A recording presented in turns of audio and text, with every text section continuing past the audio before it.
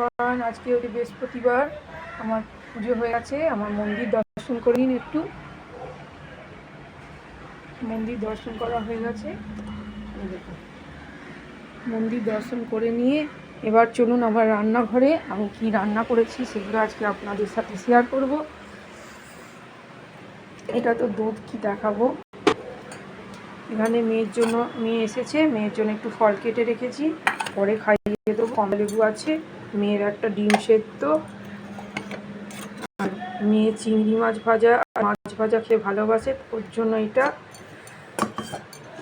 আর এখানে করেছি আমাদের মাছের ঝাল, কাটাপোনা মাছের ঝাল। এখানে আছে পেঁয়াজকলি আলু ভাজা।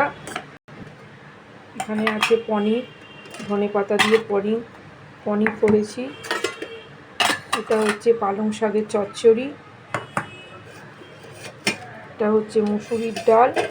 আর আছে আমাদের অ্যাজ ইউজুয়াল মিলেট।